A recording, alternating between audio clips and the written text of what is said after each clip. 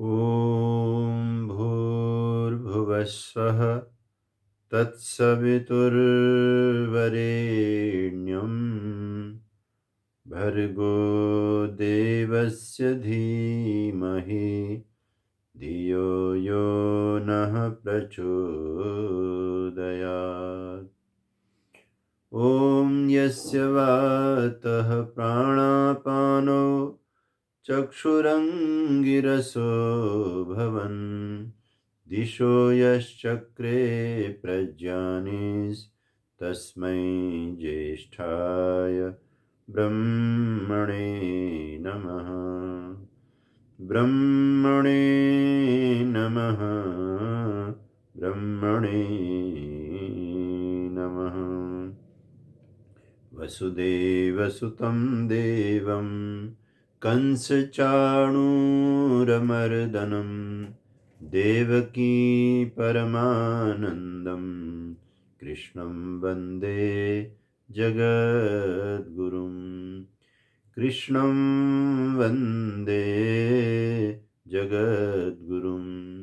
दया तथा आनंद से पूरित जिनका नाम, ऐसे ऋषिवर को मेरा बारंबार प्रणाम। ओम शांति शांति शांति। उपस्थित पवित्र आत्माओं, आप सभी को मेरा सादर नमन। भगवत गीता जो ज्ञान की गंगा है, योगेश्वर ने बहाई है, जिसकी सेवा में मैं आपके साथ में हूँ। 5वां अध्याय चल रहा है। आज हम 9वें श्लोक से उसका पाठ करेंगे, लेकिन उससे पहले हम इस वाणी की महिमा की पंक्ति को दोहराते हैं। गुरु गोविंद रथ में आगे, जो अर्जुन का रथ है, उस रथ को इस तरह से गोविंद चला रहे हैं।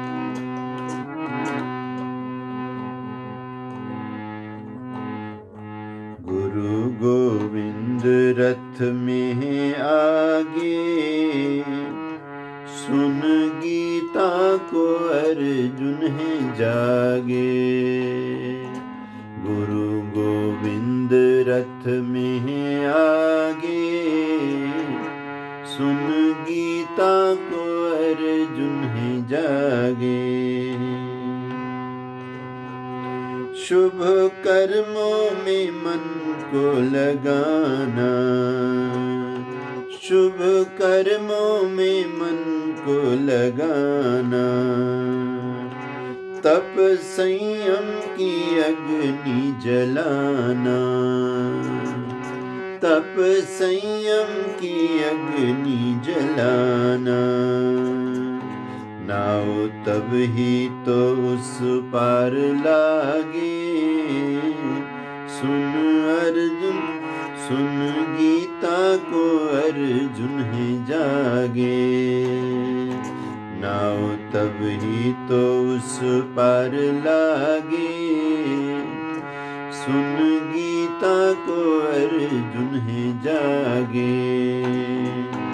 गुरु गोविंद रथ में आगे, सुन गीता को अर्जुन है जागे। सुन गीता को अर्जुन है जागे।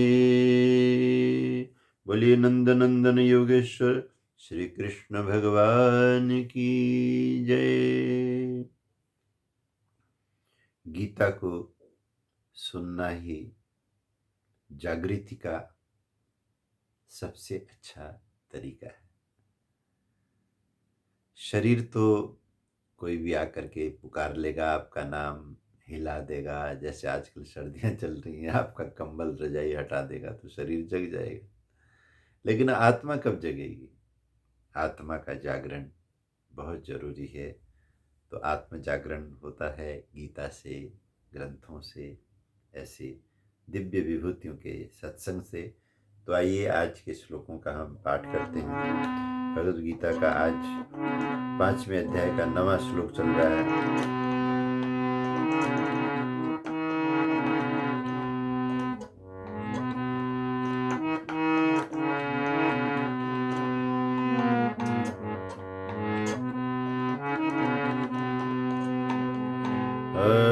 प्रलपन् विसृजन् गृह्णन् उन्मिषन् निमिषन्नपि इन्द्रियाणीन्द्रियार्थेषु इन्द्रियार्थेषु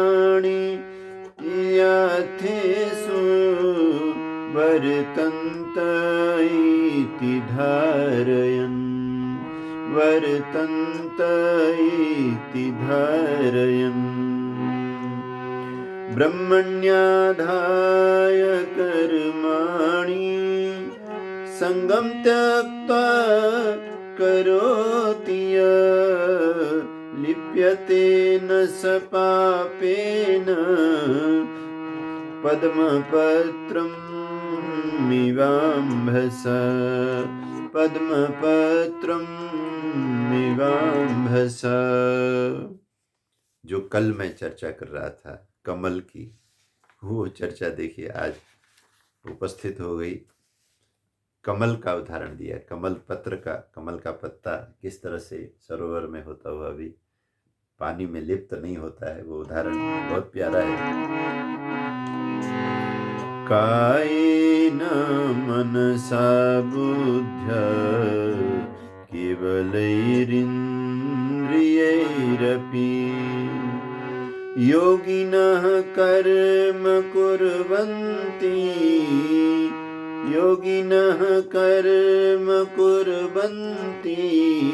संगं त्यक्त्वात्मशुद्धये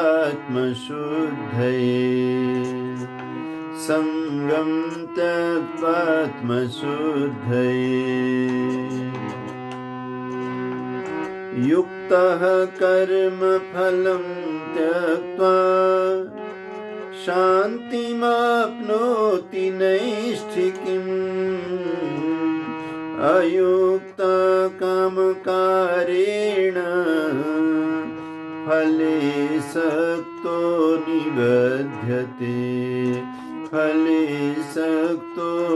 निबध्यते।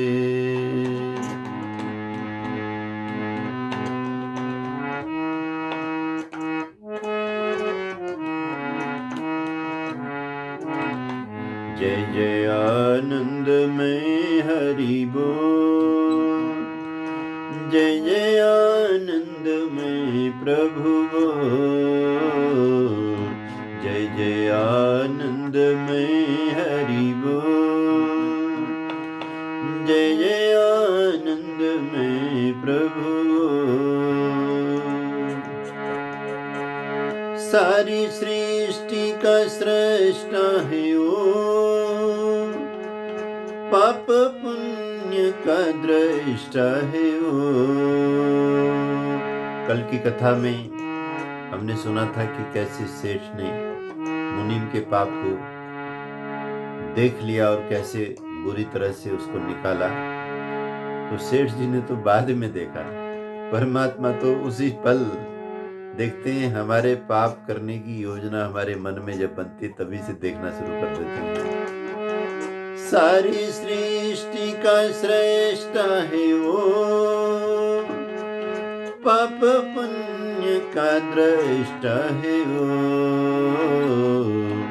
जय जय आनंदमय प्रभु बोल, जय जय आनंदमय प्रभु बोल, जय जय आनंदमय हरि बोल, जय जय आनंदमय हरि बोल, जय जय आनंदमय हरि बोल, जय जय आनंदमय प्रभु बोल।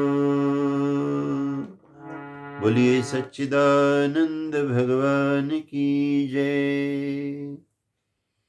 किस तरह से करना तो खुद है, लेकिन उस कृत्य से अपने अहम को कैसे बचाना है।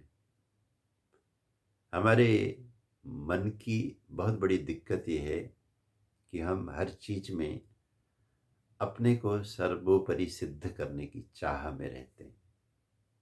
ये चाह लोक में तो दिक्कतें खड़ी करती ही करती है।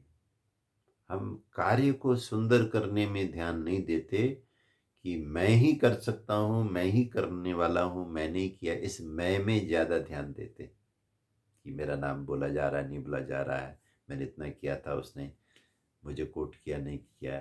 नहीं, नहीं, नहीं, भगवान श्री कृष्ण बस इसी रोग से हमें बचाना चाहते हैं। इसी बीमारी का इलाज श्री कृष्ण करना चाहते हैं कि हम किसी तरह से ये समझें कि हम लोग अ, इन चीज़ों को खास करके कर्म के साथ पैदा होने वाले अहंकार को किस तरह से निवृत्त कर लें, समाप्त कर दें। क्योंकि अगर ऐसा हो जाएगा ना तो योग करने के लिए कुछ और करने की ज़रूरत नहीं पड़ेगी। यहाँ से योग के दरवाजे खुलने शुरू हो जाएँगे।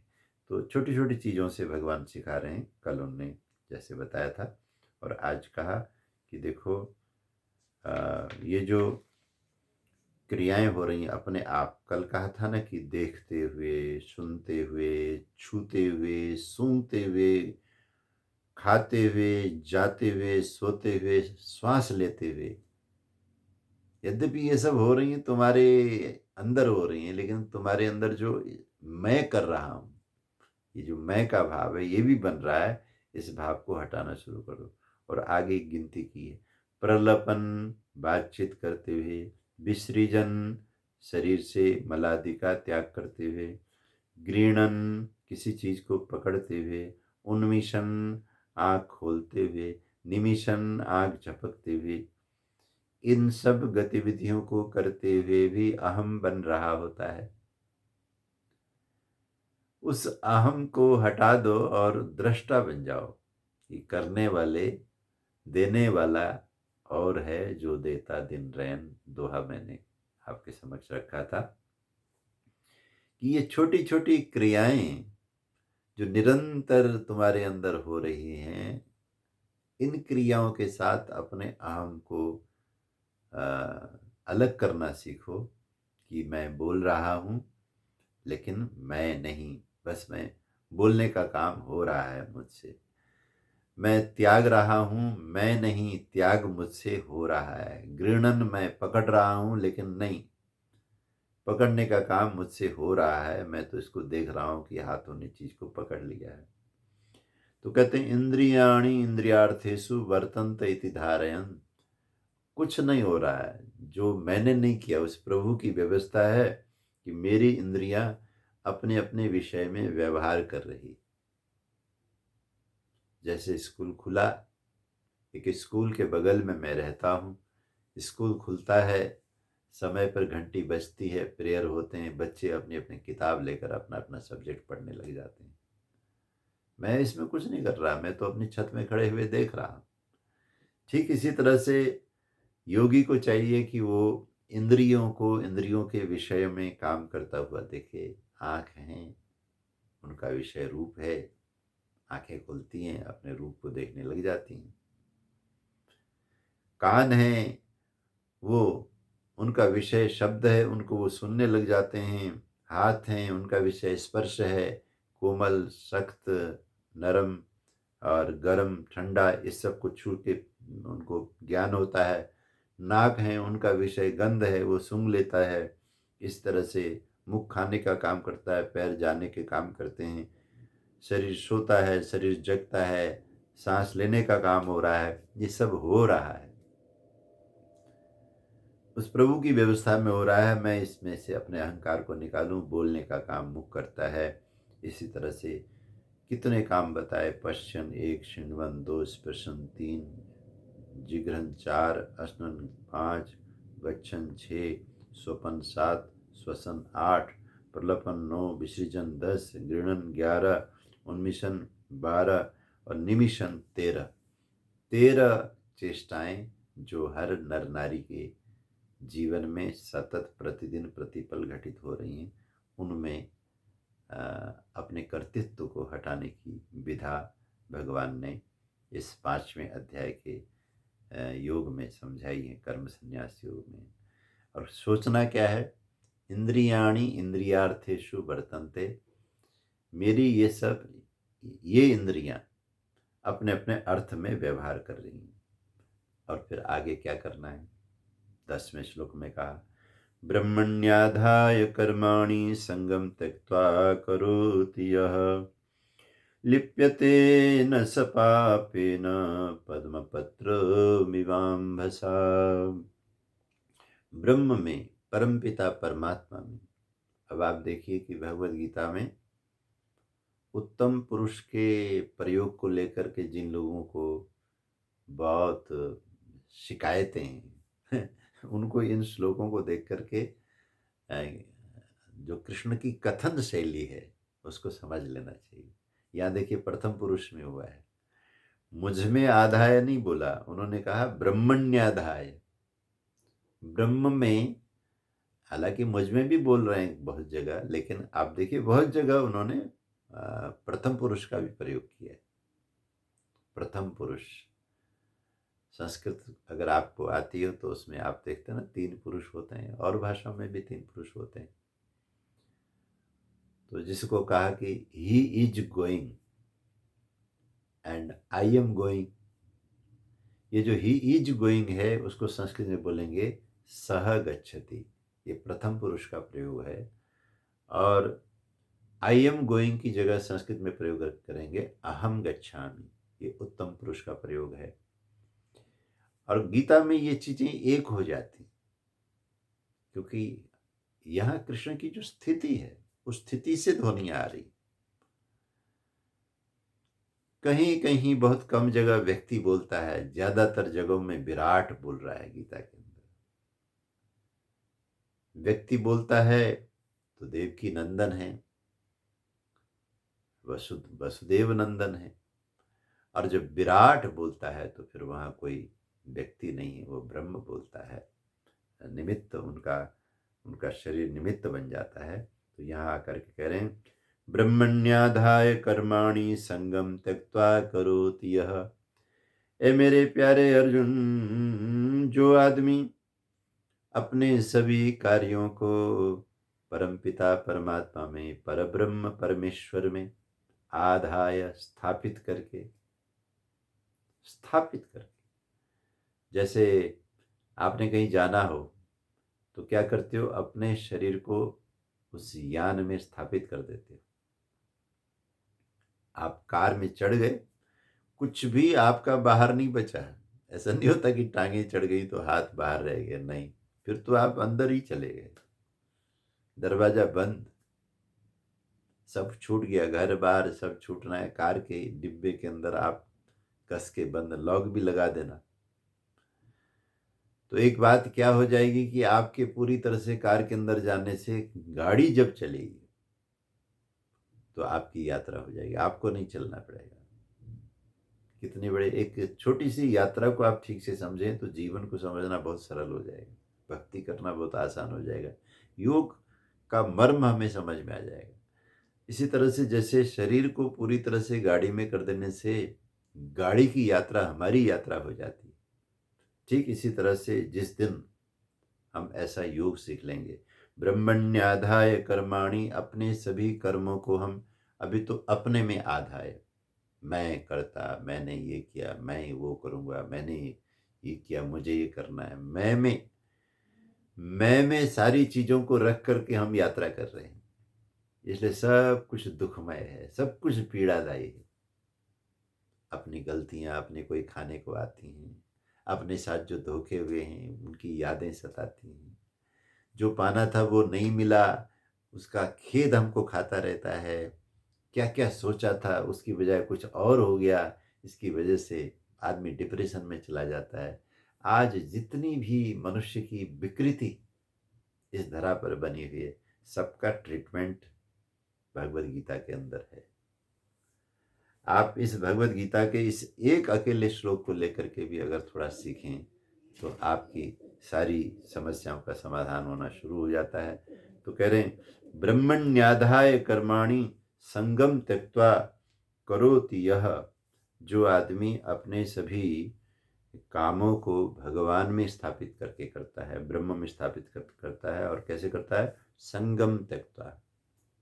अब कोई आसक्ति नहीं। गाड़ी में आप बैठ गए हो, अब यात्रा के बारे में कुछ मत सोचो, क्योंकि गाड़ी अच्छी है, ड्राइवर अच्छा है, चलाने वाला अच्छा है। तो इसी तरह से अपनी जो संग है, अपनी आसक्ति है, उसको छोड़ करके अपने कर्मों को जो रख देता है और सभी कामों को करता है, लिप्य से लिप्यते न स पापेन। ऐसा आदमी जो अपने कर्मों को ब्रह्म में स्थापित करना जान गया है, अब उसको पाप लगना बंद हो जाएगा। कर्म होते रहेंगे, पाप नहीं बनेगा। ये ऐसी अद्भुत घटना हो जाएगी जैसे कमल के पत्ते के साथ पानी की घटना है। कि कमाल की बात है कि कमल पानी में ही होता है और पत्ते वहीं जन्म लेते हैं, वहीं रहते हैं, सर्दी गर्मी सब कुछ वहीं देखते हैं। फिर भी जब भी देखो कमल का पत्ता जो है सूखा हुआ मिलता है, उसमें कोई बूंद चिपकती नहीं।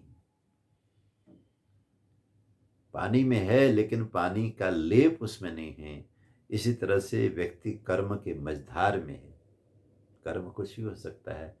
आपकी उम्र के हिसाब से कर्म है, आपकी योग्यता के हिसाब से कर्म है, आपके अलग अलग स्थान के हिसाब से कर्म हैं। कर्म तो सब जगह होंगे, लेकिन अगर वो कर्म ब्रह्म में आधृत हैं तो बहुत विलक्षण घटना हो जाएगी। आप समस्त उसके संग से मुक्त होंगे। तो यहाँ कहा, कायेन मनसा बुद्ध्या केवलैरिन्द्रियैरपि। योगियों का उदाहरण भगवान ने दिया है। कर्म शरीर से होते हैं, कर्म मन से होते हैं, और कर्म बुद्धि से होते हैं, क्योंकि बुद्धि से हम निर्णय लेने का कर्म करते हैं, निश्चय करते हैं।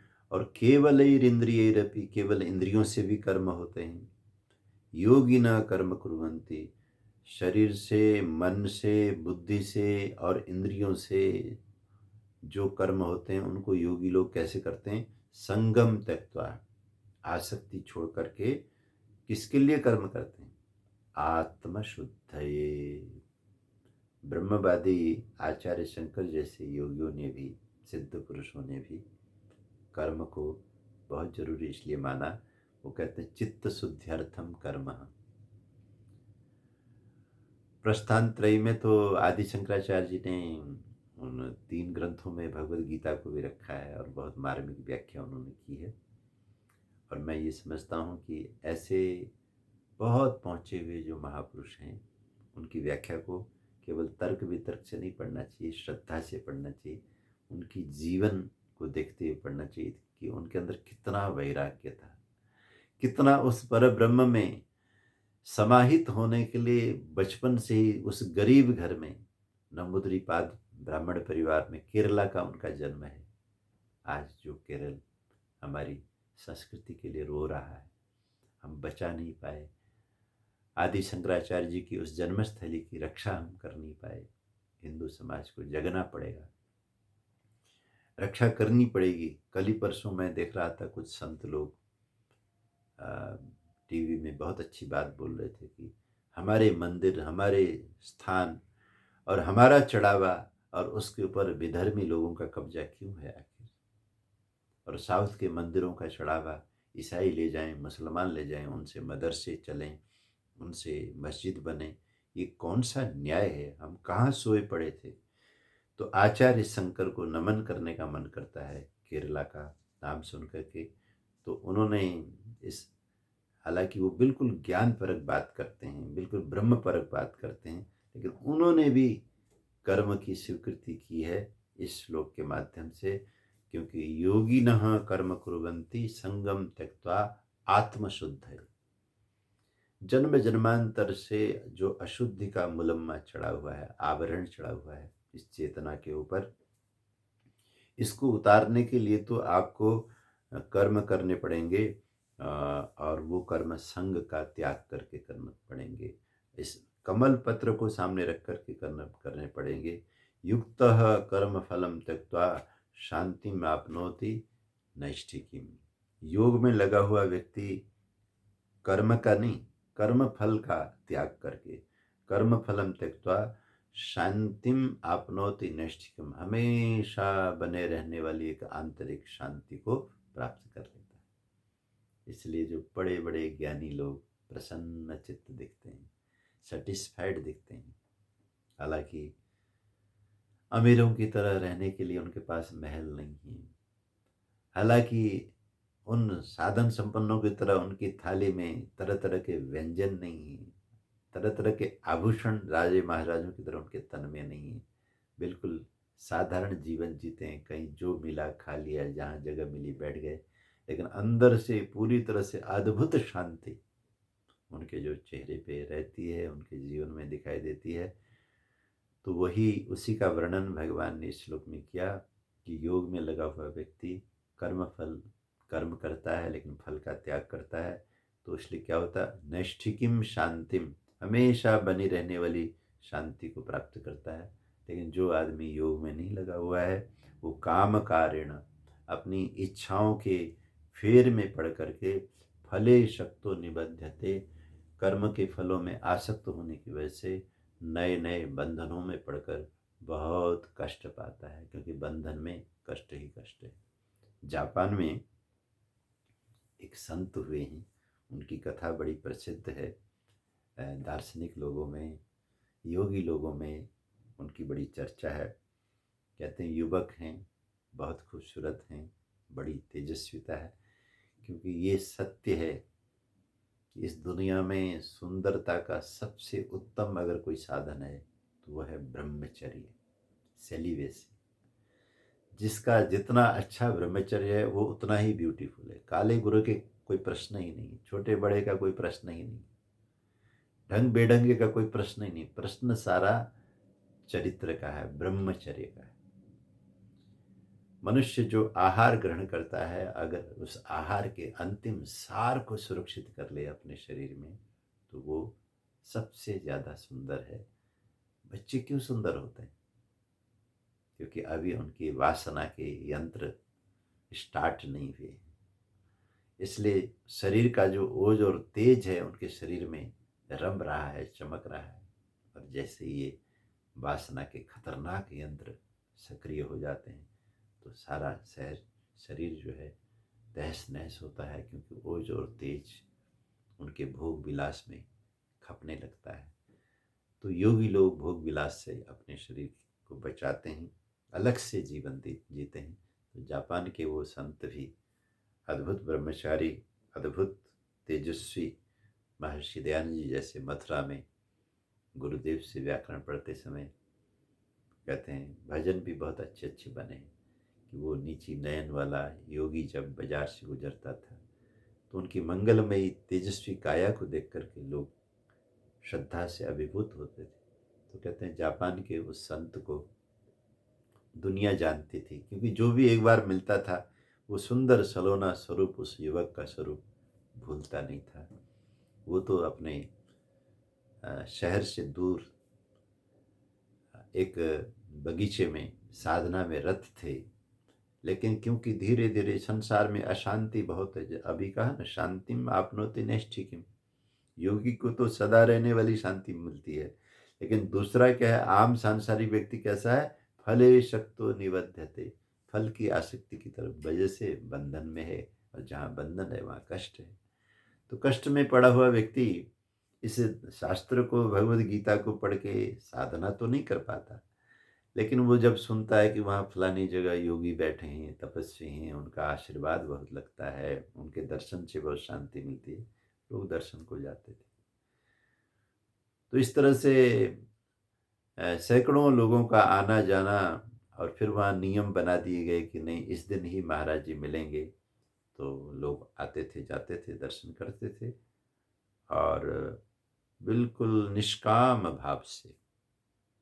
ऐसे लोगों की बहुत ज़रूरत है। जैसे अंधेरी रात में स्ट्रीट लाइट की ज़रूरत है, वो जले तो आते जाते राहगीरों को ठोकर न लगे और रास्ता मिल जाए, यात्रा सुखद हो जाए। इसी तरह से बंधु, हर समाज में, सोसाइटी में तपस्वियों की ज़रूरत है, योगियों की ज़रूरत है। वो होंगे भाई, देखो पूरे रास्ते में एक पोल भी, एक बड़ी सी लाइट के साथ में खड़ा होता है तो बहुत लंबा रास्ता दिखाई देता है। तो हजारों लाखों की आबादी में भी अगर एक संत हो जाए, एक भिक्षुणी हो जाए, एक तपस्विनी हो जाए, एक ब्रह्मचारिणी हो जाए, तो उसका आलोक बहुत लोगों को रास्ता दिखाता है। तो कहते हैं जापान के उस महापुरुष का प्रभाव धीरे धीरे बढ़ा। बहुत अच्छा चल रहा था, लोग दर्शन करते थे, आशीर्वाद लेते थे, शिक्षा लेते थे, बहुत वो कम बोलते थे। उनकी वाणी में एक शब्द जरूर होता था, इज इट सो, क्या ऐसा है। अंग्रेजी का यही अनुवाद हो जाएगा, जापानी भाषा में वो बोला करते थे। उसका अर्थ यही होता है, इज इट सो, कि अगर ऐसा हो गया, इज इट सो। कहते स्वामी जी आज बहुत ठंड है, इज इट सो। अच्छा, हाँ ठंड तो है, आप कह रहे हो तो ठंड है, होगा। हालांकि वो अपने शरीर को ऐसे साधित किए हुए रहते थे कि बहुत कम वस्त्र में रहते थे। तो किसी दिन भिक्षा समय पे नहीं मिला, स्वामी जी आज तो बहुत भूख लग रही होगी। कहते इज इट सो, हाँ लग तो रही है। यानी वो किसी और चीज में वो रहते थे। अभी आया ना पश्चन शृण्वन, जब योगी किसी तत्व में लीन रहता है तो बाकी सभी कर्मों का वो साक्षी होता है। तो खैर हर चीज उनकी आनंद देने वाली थी, बहुत तसल्ली वाली थी। उनको मिलके ही सारे जो अ, चिंताओं की ज्वालाएं हैं वो सब बुझती थी, बहुत अच्छा लगता था। कहते हैं उस इलाके में एक रूपवती युवती को किसी नौजवान ने अपने प्रेम पास में फंसाया। और आपको पता ही है, वेद में कहा भी है, और हम लोग तो हरिद्वार में जब मेडिटेशन करते हैं अपने वैदिक योग आश्रम में, तो महर्षि दयानंद जी ने जो संध्या विधि बनाई है, विशेष करके उन्होंने जो 6 मंत्र मनसा परिक्रमा के उसमें जोड़े हैं, तो उसमें तिरश्ची राजी, ओम दक्षिणा दिगिंद्रो तिरश्ची राजी रक्षिता पितर सब। तो ये तिरश्ची राजी की एक बड़ी प्यारी व्याख्या है कि तिरश्ची माने टेढ़े मेढ़े, जैसे सांप है, बिच्छू हैं, तरह तरह के डंक मारने वाले प्राणी हैं, उनकी उपमा उस काम वासना की इंद्रियों को देकर के भी उसकी व्याख्या की गई है कि व्यक्ति के अंदर जब ये जो चक्र चालू हो जाता है, विषय वासना का चक्र जो चालू हो जाता है, तो उसके आचरण में वो सीधापन नहीं रहता, उसके अंदर झूठ बोलने का, छुपाने का, तरह तरह का, इस तरह का एक चैप्टर खुल जाता है। तो कहते हैं वो लड़की जब उस लड़के के प्रेम में पड़ गई, तो थोड़े समय के बाद में उसको जब गर्भ ठहरा तो घर वालों ने, सब लोगों ने उसके पीछे पड़ना शुरू किया कि तू बता ये किसका है। तो कहते हैं उस लड़की ने इतना बड़ा कुकर्म किया कि कहते वो जो योगी है ना, उसी योगी का है, उसी के पास में जाती थी, उसी की वजह से ये मुझे गर्व हुआ है। तो कहते हैं ओहो, इधर बच्चा पैदा होने को है, क्योंकि सृष्टि का नियम है, गर्भ बढ़ रहा है, अगले महीने उसने पैदा होना है। गली गली में ये चर्चा शुरू हो गई कि क्या ऐसा संभव है कि ये जो लड़की बोल रही है ये सच है। किसी ने कहा बिल्कुल गलत है, ये कैसे हो सकता है, वो तो इतने बड़े तपस्वी, इतने वर्षों से हम उनको जानते हैं, उसके यहाँ ये कभी गई नहीं, ये झूठ बोलती है। किसी ने कहा कि क्या पता, इसे कहते हैं कायेन मनसा बुद्ध्या केवलैरिंद्रियैरपि। हम कभी कभी केवल बुद्धि से भी बहुत बड़े बड़े पाप कर सकते, जैसे वहाँ जापान में लोगों ने किया। उस योगी को, उस महात्मा को ठीक से जाना नहीं, पहचाना नहीं, दूर जब इस तरह की चर्चा शुरू हुई कि हाँ जरूर इतना नौजवान आदमी जंगल में रहता है, इंद्रियां भड़की होंगी और विषय वासना में पड़ा होगा, उसी का चक्कर रहा होगा। एक आदमी ने बोला नहीं कि 10 आदमी ने माना, फिर 100 में फैल गया, एक वर्ग बन गया, जी हाँ क्या पता उसी का ही हो, हमें तो लगता है होगा। और आपको पता है कि ऐसा भयानक पाप जो किसी ने किया नहीं, और आपकी बुद्धि ने ये सिद्ध कर दिया कि किया होगा, तो ये जो सिद्ध करने वाली बुद्धि है, इसने कितना बड़ा पाप किया।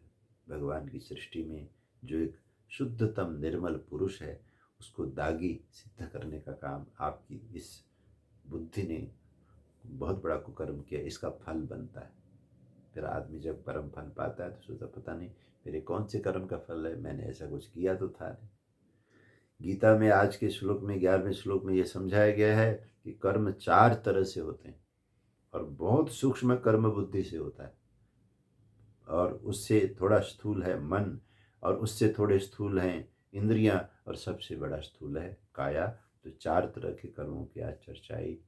तो ये बहुत गलत चर्चा लोगों में फैली। कुछ लोग कहते हैं कि ऐसा हो नहीं सकता, कुछ लोग कहते हैं कि क्या पता हो गया होगा। इसी बीच में समय पूरा हुआ और बालक पैदा हुआ। और बालक जैसा पैदा हुआ तब तक गांव समाज में बड़ी बड़ी मीटिंगें, बड़ी बड़ी चर्चाएं। तो कहते हैं उस परिवार के लोग मिल कर के गए, जा कर के उस पैदा हुए छोटे से बच्चे को ले जाके उस योगी की गोदी में फेंक करके कहा, तेरा कुकर्म तू संभाल, तूने हमारी बेटी के साथ ऐसा किया। तो महात्मा अब ध्यान रखना, पूरा इलाका सैकड़ों हजारों लोग जब आपके दुश्मन हो जाएं, कोई आपकी सुने नहीं, और वो तो थे योगी, मानो उनके जीवन में सबसे खतरनाक ये परीक्षा आई थी। तो उन्होंने इसको भी कहा, इज इट सो, क्या ऐसा है? तो कहते हैं उस सारा दिन गाली गलौज लोगों ने खड़े होकर के किए। बच्चा उसकी गोदी में था, बच्चे को देख करके उसने बच्चे को सहलाया और प्यार किया, रोने से रोका, क्योंकि बच्चों को क्या पता ये क्या घटना हो रही है, किस चीज़ की भीड़ है, ये कौन आदमी है जिसकी गोदी में मुझे डाल दिया गया है। तो जब वो शाम को लोग चले गए तो कहते हैं कुटिया में कोई खाने की चीज़ नहीं थी, उस बच्चे को दूध की ज़रूरत थी। अगले दिन से वो योगी जो था उस बच्चे को अपने पुराने कपड़ों में लपेट करके जैसे तैसे प्यार से रखता हुआ, उसकी गंदगी साफ करता हुआ घर घर में घूमने लगा। कहने लगा कि देखो, मुझे नहीं पता ये क्यों हुआ, कैसे हुआ, लेकिन मेरी कोई सुनने वाला नहीं। मुझे जो दंड दिया जा रहा है, मेरी अपकीर्ति हो रही है, जो कुछ हो रहा है होने दीजिए, लेकिन इस बच्चे पर दया कीजिए, इसलिए इसके लिए थोड़ा सा दूध दे दीजिए। तो घरों में घूम करके वो भिक्षु जो कल तक हजारों हजारों लोगों का गुरु था, जो कल तक जिसका नाम और यश और कीर्ति थी, वो आज एक बच्चे को लेकर के करुणावशात घरों में घूम रहा है कि कृपा करके थोड़ा सा दूध दे दीजिए, इस बच्चे को मुझे बचाना है, इसकी मुझे रक्षा करनी है। तो लोग दयालु, कुछ लोग अनमने मन से दूध देते थे, बात तो सही है, जो पाप करने वालों ने किया है, बच्चे का क्या दोष है, दूध देते थे, वो दूध लाता था, किसी से कुछ लिया, उस बच्चे का वो पालन पोषण शुरू हो गया। इतनी बड़ी घटना होने पर भी तो कहते हैं उस महात्मा के मुख से एक ही शब्द था, इज इट सो, क्या ऐसा है, क्या ऐसा है। केवल विस्मय था, केवल प्रश्न थे। जिस प्रभु की सृष्टि में ये जो मानव का जन्म मिला है, और मुझे नहीं पता कि किस जन्म के क्या कर्मों का फल कब कहाँ मिलता है, लेकिन योग में लगे हुए योगी ने शांतिम आपनोति नैष्ठिकीम, अगर अनुकूल समय में एक शांत व्यक्तित्व के रूप में समाज में उदाहरण रखा है उस योगी ने, तो अब इतना बड़ा जो ब्लेम लगा है, इतना बड़ा आरोप लगा है, चारों तरफ अपकीर्ति ही अपकीर्ति हो रही है, और जो व्यक्ति साधक नहीं है, जो व्यक्ति भक्त नहीं है, जो व्यक्ति नास्तिक हैं, बंधु, ये ऐसे समय में और ज्यादा पाप कमाते। तथ्य को जानना नहीं, साधना क्या होती है, ध्यान क्या होता है, भजन क्या होता है, इंद्रियों का निग्रह क्या होता है, इसके ऊपर जरा नहीं सोचना। बस किसी व्यक्ति को मजाक का पात्र बनाना, किसी व्यक्ति की बेइज्जती करना, उसके लिए खूब वो ठहाके मार मार करके, चुस्कियाँ ले ले करके उसकी बुराई को और बढ़ाते जाना, इसमें लोग खूब पाप कर रहे थे। एक समय था उस महात्मा की वजह से जो असंयमी थे वो भी लज्जित होते थे, और उनके दर्शन करके संकल्प लेके जाते थे कि हमने असंयम किया है, आज हमने संयमी ब्रह्मचारी योगी के दर्शन किए, कल से हम भी संयम करेंगे। तो सैकड़ों हजारों लोग जिस व्यक्ति से, जिस शांति मापनोति नैष्ठिक्यम, जो नित्य शांत रहने वाले योगी को देख करके अपने जीवन का सुधार करते थे, अब दिन इतने उल्टे हो गए, इतने बुरे हो गए कि उसको देख करके अब बुरे लोग फायदा उठा रहे हैं। कभी अच्छे लोग उनको देख करके अच्छा फायदा उठा करके जब तप में मन लगाते थे, अपने आचरण को शुद्ध करते थे, और अब ऐसा हो गया कि बुरे लोग उनको लेकर के मीटिंगें कर रहे हैं, चर्चाएं कर रहे हैं, उनकी बुराइयों में लग रहे हैं। बड़ा योगी बना फिरता है, बड़ा जंगल में रहता है, देखो कैसे गिरा हुआ आदमी था, ये है वो है। इधर बच्चा जो है धीरे धीरे महात्मा ने प्यार से उसको दूध पिलाना, सुलाना, नहलाना धुलाना अपनी कुटिया में बालक को करना शुरू किया। तो कहते हैं जब एक दिन उस बच्चे को लेकर के वो महात्मा दूध मांग रहा था, तो इसी बीच में वो जो लड़की, व्यभिचारिणी लड़की, कुकर में गिर करके, जिसने एक योगी के जीवन को इतना दुखमय बना दिया, क्लेशमय बना दिया चारों तरफ, उसकी आत्मा जो थी, क्योंकि बच्चा तो उसी का था ना, बच्चा रो रहा था, योगी गोदी में लेकर के दूध मांग रहे थे, उस सीन को जब उसने सामने वाले घर में देखा, तो इसकी जो सोई हुई आत्मा थी, इतना बड़ा पाप करके जो बैठी हुई थी ढक करके कि घर वाले जो है उसको दोषी मानेंगे, मुझे दोषी नहीं मानेंगे, उसकी आत्मा रो पड़ी, चिल्ला पड़ी, बहुत दुखी हुई और चिल्ला के कहने लगी, मुझे इस पाप से बाहर निकालो। घर वाले लोग आए, कहने बेटा क्या बात है, क्यों रोने लगी, क्या हो गया तुझे, तेरी तबीयत तो ठीक है। तबीयत तबीयत मेरी खराब थी, मैंने कुसंग में पढ़ करके, इस जवानी के नशे में उस बेविचारी लड़के के साथ में पढ़ करके मैंने अपने आप को बर्बाद तो किया ही, और साथ साथ में ऐसे निर्मल दिव्य पुरुष को आरोप लगा करके मैंने लांछित करके बहुत बड़ा कुकर्म किया है। और ये जो बच्चा लेकर के वो घूम रहे हैं, वो बच्चा इनका नहीं है, इनका नहीं है, ये मैंने बहुत गलती की है, इनका नहीं है, इनका नहीं है, इनको बचाओ। ये बच्चा उस लड़के का है जो व्यभिचारी लड़का है, उसका चक्कर मुझे पता चला कि एक और लड़की के साथ में भी है। मैंने उसको बचाने के लिए एक महात्मा को मैंने लांछित किया है, मैंने बहुत बड़ा पाप किया है, मुझे जो सज़ा देनी हो दो, तो लेकिन उस महात्मा को ये सज़ा मत दो करके जब वो लड़की चिल्लाने लग गई, फिर गांव इकट्ठा हो गया, फिर बिरादरी इकट्ठी हो गई, फिर उस लड़की को खूब डांटा गया, टपटा गया, और दोबारा से मीटिंग हुई, और महात्मा की कुटिया में क्षमा मांगते हुए गांव के सरपंच, गांव के बड़े बड़े लोग जो कल परसों तक गालियां दे रहे थे, पत्थर मार रहे थे, आके माफिया मांगने लगे। तो महात्मा ने फिर वही शब्द कहा, इज इट सो, क्या ऐसा है? यानी कि जब मैंने कोई ऐसा गलत किया नहीं था, तो आप लोग यहाँ आकर के मेरे ऊपर सारा लांछन लगा करके ये सब उत्पात करते रहे।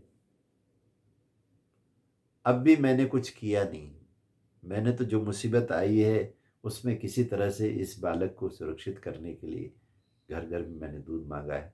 Is it so? ये संसार है, जिस संसार में कुछ भी हो सकता है। तो कहते हैं कि इन दोनों ही स्थिति में, जब विशुद्ध स्थिति में भक्तजन आकर के उनका दर्शन करके आशीर्वाद लेते थे, वो स्थिति है। और जब उस लड़की के झूठ बोल करके इस तरह से उनको बदनाम करने के बाद में चारों तरफ इलाके के अंदर उनकी थू थू हुई, उनका अपमान हुआ, उस स्थिति में, और जब उस सारे बदनामी का कारण को ये जान लिया गया कि ये सब झूठा आरोप है, और दोबारा जो माफ़ी मांगने की स्थिति को, तीनों ही स्थिति को लेकर के वो महात्मा ऐसे हो गए कि कहते हैं पद्म पत्र मीमाम भसा। तो पानी गर्म हो, ठंडा हो, थोड़ा हो, ज़्यादा हो, क्या करें, रहना तो पानी में है, लेकिन कमल का पत्ता जो है क्या करता है कि पानी को अपने में लिप्त नहीं होने देता। तो महात्मा ने अपनी चेतना को इतनी भयानक घटनाओं में लिप्त नहीं होने दिया। तो लोगों को था भाई इतनी बड़ी घटना महात्मा के साथ हुई है, तो ये साधना छोड़ देंगे, ये जंगल का जीवन त्याग देंगे, ये इस इलाके को, क्योंकि इस इलाके ने इनको जो इतना बड़ा अपमान दिया, इसको छोड़ देंगे। लेकिन कहते हैं गजब ये हुआ, न उन्होंने साधना छोड़ी, न इलाका छोड़ा, और न अपनी जो दिनचर्या उनकी थी योग की वो नहीं छोड़ी।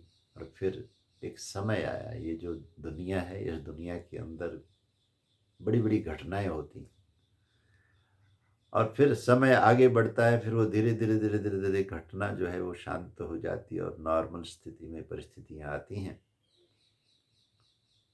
परिस्थितियां जब नॉर्मल हो गई बिल्कुल, फिर दोबारा से वही श्रद्धा, वही भक्ति, वही टाइम लेकर के महाराज जी के दर्शन करने, सब स्थितियां घटित होने लगीं। तो लोग कभी कभी महात्मा जी से क्षमा मांग करके पूछते थे, महात्मा, और कुछ नए लोग, क्योंकि बहुत साल व्यतीत भी हो गए थे महात्मा जी को वहाँ रहते हुए, नए लोग जिन्होंने ये देखा नहीं था दृश्य, उस दुष्ट दुराचारिणी लड़की की वजह से महात्मा का जो अपमान हुआ था, वो दृश्य देखा नहीं था, सुना मात्र था। सुन के भी इतनी घबराहट हुई थी, इतना बुरा लगा था। तो उन्होंने महात्मा जी से पूछा कि महात्मा, जब इस तरह से आपके साथ हुआ तो आपके मन पर क्या बीती? तो महात्मा जी भगवान कृष्ण की इसी भाषा में कहते हैं कि देखो, युक्तः कर्म फलम त्यक्त्वा शांतिम आपनोति नैष्ठिकीम अयुक्तः काम कारेण फले सक्तो निबध्यते। कि मेरे प्यारे बंधु भगवत भक्तों, ये तो बात योग की है। जिस दिन आप भी मेरी तरह जिज्ञासु बन कर के योग में लग जाओगे, और योग में लग करके कर्म तो करोगे लेकिन फल के प्रति आसक्ति नहीं बनने दोगे, तो ये जो लोगों की गालियां हैं, ये जो लोगों के अपमान के पत्थर हैं, ये जो आरोप हैं, ये सब चीज़ें आपको पीड़ित नहीं करती, क्योंकि आप एक योग के आंतरिक सुरक्षा चक्र में आ जाते हो। तो केवल और केवल एक आंतरिक शांति की अनुभूति में आप सब कुछ झेल लेते हो। अयुक्तः काम कारेण फले सक्तो निबध्यते। लेकिन जो आदमी योग में नहीं लगा होगा, उस जापान के योगी ने लोगों को समझाया कि इतनी बड़ी मुसीबत आई, उस मुसीबत को कैसे मैं पार कर गया। ये तो ऐसा है कि भाई नदी बहुत भयानक थी, उस नदी में लहरें भी बहुत भयानक थीं, गहराई भी बहुत थी, डूबने के पूरे चांस थे। लेकिन मुझे एक नाव मिल गया, उस नाव में नाविक बहुत अच्छा था, कुशल था, मैं उस नाव में चढ़ा और पूरी नदी मेरी पार हो गई। तो आरोप बहुत बड़ा था, बदनामी बहुत बड़ी थी, लेकिन मैं योग के नाव में आरूढ़ होने के कारण, और क्योंकि भगवान साक्षात उस योगी के नाव को, योग के नाव को चलाते हैं, क्योंकि योग भक्ति से ही संपन्न होता है, तो भगवान मुझे चलाते रहे और मैं उस पूरी उस नद को, अपमान को मैं पार कर पाया। अयुक्तः काम कारेण फले सक्तो निबध्यते। कहते हैं पहले से भी ज़्यादा मान, पहले से भी ज़्यादा सम्मान महात्मा जी के प्रति लोगों की बनी, क्योंकि बहुत बड़े कष्ट के समय में भी उन्होंने अपने योग के माध्यम से अपनी जो सदा रहने वाली दिव्यता है उसको बनाए रखा। तो कहा, इसलिए ब्रह्मण्याधाय कर्माणि संगम त्यक्त्वा करोति है। आज के चारों श्लोक देखिए। 9वें श्लोक में जो ये 13 चीज़ों को करते हुए भी अपने चित्त को किस तरह से मैं नहीं कर रहा हूँ इस योग में लगाना है। इंद्रियाणि इंद्रियार्थेषु वर्तन्त। इंद्रियां अपने अपने विषयों में व्यवहार कर रही हैं, इसमें मेरा अपना कर्तृत्व तो कुछ नहीं है, इति धारयन्। और ब्रह्मण्याधाय कर्माणि संगम त्यक्त्वा करोति यः। और ब्रह्म में, परमात्मा में कर्मों को रख करके जो आदमी करता है, लिप्यते न स पापेन, उसको पाप नहीं लगता है।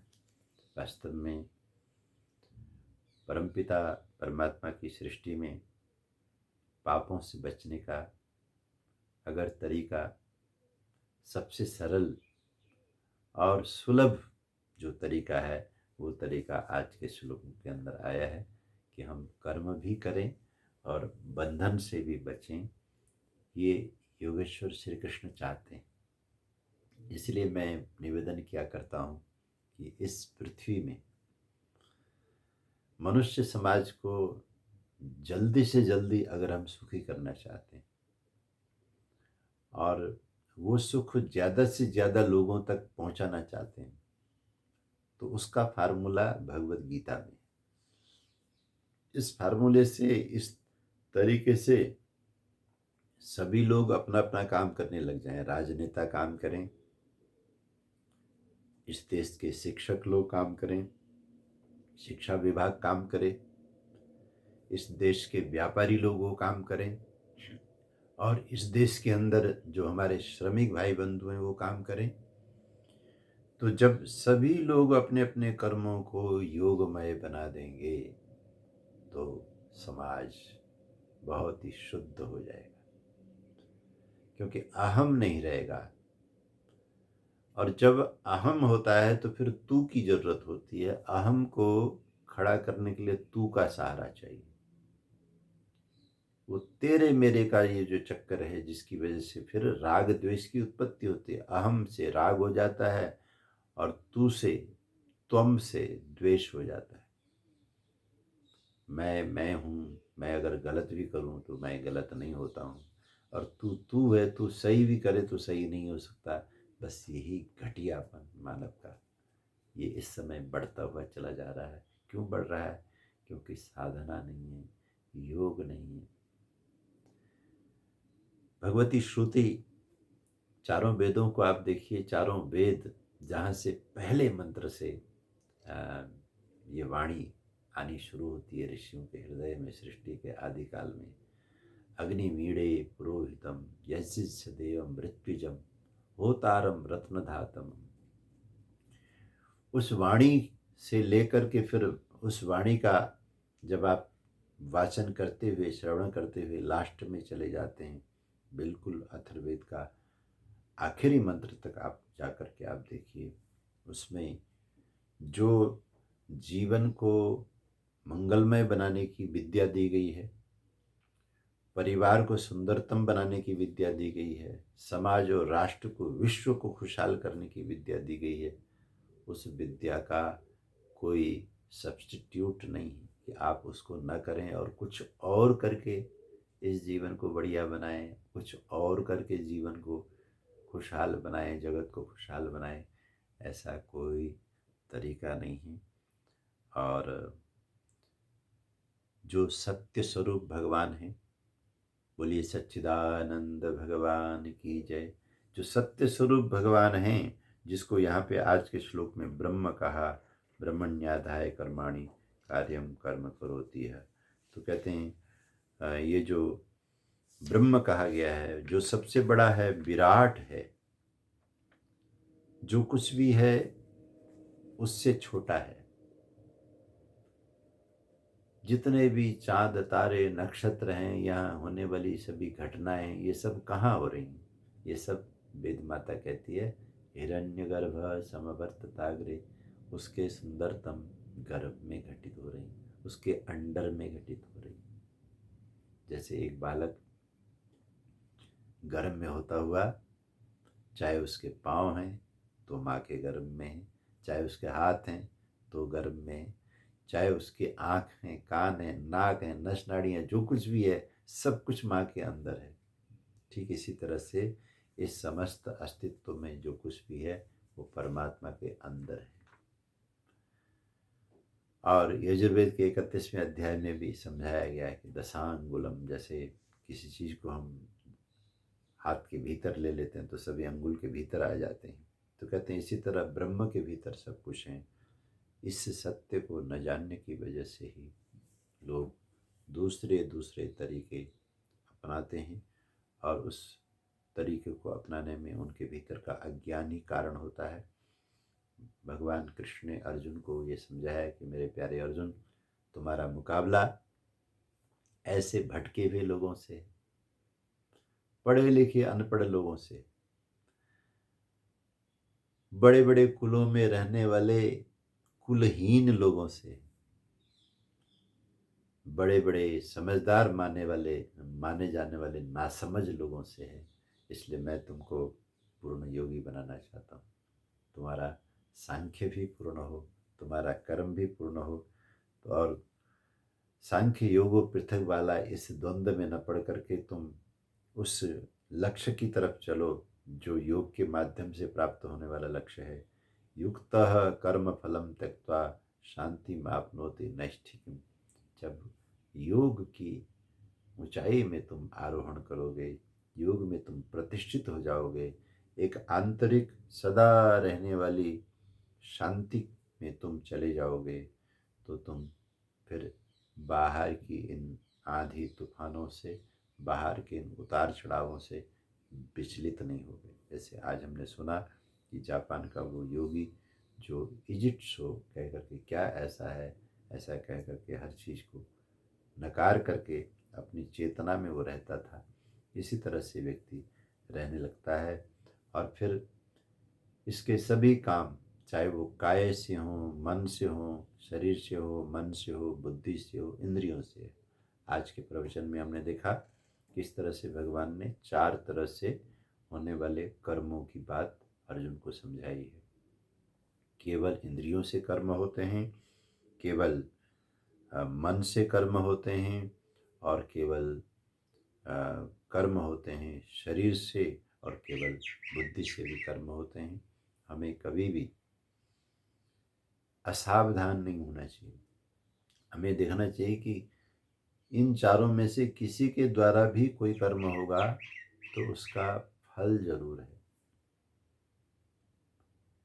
इसलिए अपनी बुद्धि से भी किसी गलत बात का समर्थन नहीं करना, एकदम किसी को नुकसान देने वाली खबर पर विश्वास नहीं करना। अपने मन को भी किसी के बारे में गलत सोचने के लिए सक्रिय नहीं होने देना, क्योंकि हमारा मन बार बार इस तरह की नेगेटिव कल्पनाओं में रुचि लेने लगता है, तो बहुत हमारे मन के कर्म अशुद्ध हो जाते हैं। और फिर इंद्रियों को तो आप रोक ही सकते हो, और शरीर सारा आपके उसमें है। तो ये समझाया गया है आपको योगी बनना ही पड़ेगा। तस्मात् योगी भवार्जुन। योगी बनने से आपके द्वारा जो जाने अनजाने घटित होने वाले जितने भी कर्म हैं, ये सब कर्म संवर जाएंगे, निर्दोष हो जाएंगे। निष्कामता बीच में होगी, भगवत अर्पण। आज निष्कामता की बात आ गई और ब्रह्मण्यादाय से भगवत अर्पण भी होगा। हम जो कुछ भी करेंगे भगवान को अर्पित करके करेंगे, अर्पित करने लायक करेंगे। ब्रह्मण्यादाय कर्माणि, तो फिर वो कर्म हमें दुख देने वाला नहीं होगा, वो कर्म हमें बांधने वाला नहीं होगा। आइए इन्हीं भावों के साथ आज की चर्चा को विराम देते हैं। श्री कृष्ण गोविंद माधव की, पढ़ लो गीता केशव की, पढ़ लो गीता केशव की, पढ़ लो गीता केशव की। श्री कृष्ण गोविंद माधव की, पढ़ लो गीता केशव की। देह का अंत है अटल यहाँ, देह का अंत है अटल यहाँ, बच के मनुज तो जाए कहाँ, बच के मनुज तो जाए कहाँ। अमर आत्मा है सबकी, पढ़ लो गीता केशव की। श्री कृष्ण गोविंद माधव की, पढ़ लो गीता केशव की। बोलिए सच्चिदानंद भगवान की जय। आप सभी ने प्रेम से श्रवण किया। भगवान सबका मंगल करें। ओम शांति।